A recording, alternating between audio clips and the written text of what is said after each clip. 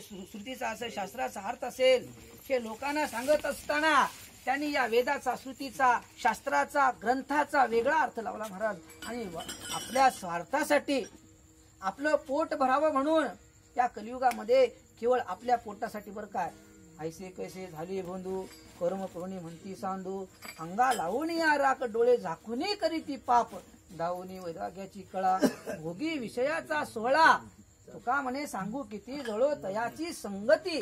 अशा प्रकारचं जे ब्राह्मण मंडळी होते, त्या काळाचे धर्म पंडित म्हणणारे लोक वेदाचा अर्थ सांगत असताना, आमच्या संत महात्म्याला सांगत असताना संत महात्मे म्हणतात, बाबा तुम्ही वेद सांगू नका बरं काय, तुम्ही वेद जो सांगता, जो अर्थ पुराणाचा अर्थ सांगता, जो शास्त्राचा अर्थ सांगता, तर तो शास्त्राचा